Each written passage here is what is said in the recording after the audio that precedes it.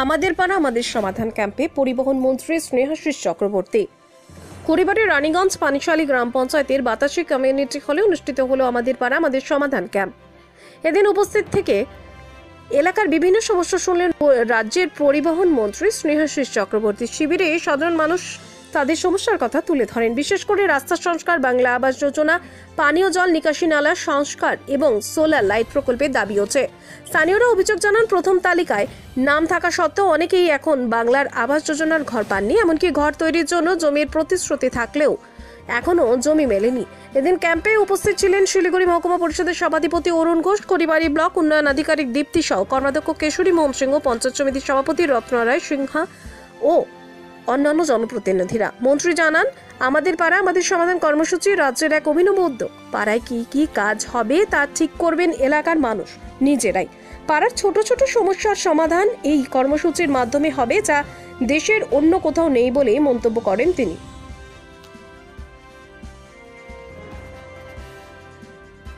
কি সমস্যা আপনাদের? আর টাকার ব্যাপার।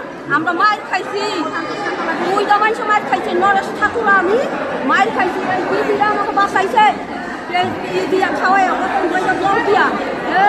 কি আপনার কি সমস্যাটা কি? ঘর আর টাকা না, এক নম্বরে আমাকে নাম। মন্ত্রী কি বললো?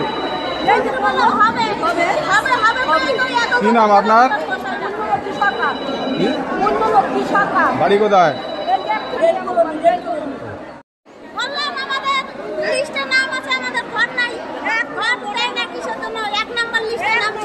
আচ্ছা, মমতা দিদি জায়গাও দিল না, নিয়ে দেয় ওইখানে ক্যাসাল ঝগড়া করে আসলাম, তাও তো জায়গা হলো না। আমাদের জায়গাও নাই, ঘরও নাই। এক নম্বরে নাম থাকা সত্ত্বেও এখনো পাননি? ঘরের টাকা পাচ্ছেন না? আমরা বলা হয়েছিল আমাদের জায়গা নাই। দিদি আমাদের জায়গা দিতে চাইলো, জায়গা দিতে চাই, জায়গা নিতেও গেলাম, মারপিট করে ওখান থেকে চলে আসলাম। এখন কি চাইছেন? কি এখন কি যাবো? হইলে হোক, আর না হইলে পরে আমাদের ডকুমেন্ট জমা ছেড়ে দিই। মন্ত্রী কি বললেন? মন্ত্রী বললে হবে, এই কথা জানা চাই। আশ্বাস করেছেন। কি নাম আপনার? আমার নিভা সরকার। হ্যাঁ, নিভা সরকার। কোথায় বাড়ি? কোথায়?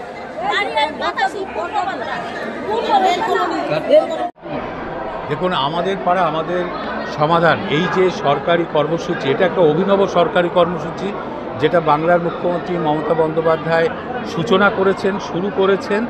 সেটা ভারতবর্ষে কোনো রাজ্যে কোনো কালেই এই ধরনের কর্মসূচি আমরা লক্ষ্য করিনি, এবং পৃথিবীর কোনো রাষ্ট্র ব্যবস্থার মধ্যেই এই ধরনের কর্মসূচি নেই যেখানে উন্নয়নের মতামত দেওয়ার ক্ষেত্রে একেবারে সাধারণ মানুষকে যুক্ত করা হচ্ছে। অর্থাৎ একটা গ্রামে, একটা পাড়ায় কি কি কাজ হবে, 10 লক্ষ টাকা করে ধার্য করেছেন প্রতিটা বুথে, এবং বাংলার 80,000 বুথে মোট 8,000 কোটি টাকা তিনি ধার্য করেছেন। ওই বুথে, ওই পাড়ায় কি কাজ হবে ওই পাড়ার মানুষ ঠিক করবে। এই যে উন্নয়ন কি হবে, এটা সাধারণ মানুষকে 100% সাধারণ মানুষকে যুক্ত করার উদাহরণ আগে কিন্তু কোনো দেশে, কোনো সরকার, কোনো রাজ্যে কোনো সরকার করতে পারেন। এটা মুখ্যমন্ত্রী করেছেন। আমরা সেটা ঘুরে দেখছি, সরকারি আধিকারিকরা রয়েছে, জনপ্রতিনিধিরা রয়েছে। আমরা চাই যে গ্রামের মানুষ, পাড়ার মানুষ তারাই ঠিক করুক তার পাড়ায় কি কাজ হবে, সেটা সরকার করবে। একটা জিনিস দেখা যাচ্ছে, 3টা সংসদ নিয়ে মিটিং হওয়ার পর সেই হিসাবে সাধারণ মানুষের উপস্থিতি খুবই কম। কি বলবেন? দেখুন, এটা প্রচার করা হয়েছে, সাধারণ মানুষ সবাই অংশগ্রহণ, আমরা চেয়েছি যে সাধারণ মানুষ প্রত্যেকে আসুক, অংশগ্রহণ করুক, কিন্তু সাধারণ মানুষের মধ্যে যারা একটু মতামত দিতে পারে এবং যারা আলোচনায় অংশগ্রহণ করতে পারে, আমরা দেখেছি সেই মানুষগুলোই সবাই এসেছে। আবার হয়তো অনেকে বলেছে ঠিক আছে তোমরা গিয়ে যেটা ঠিক করবে সেটাই হবে। এই প্রোগ্রামটায় সব মানুষকে অংশগ্রহণ করতে বলা হয়েছে, এবং স্বতঃস্ফূর্তভাবে আমি এসে যা দেখলাম, দুটো ক্যাম্পে স্বতঃস্ফূর্তভাবে মানুষ এসে তাদের মতামত দিচ্ছে।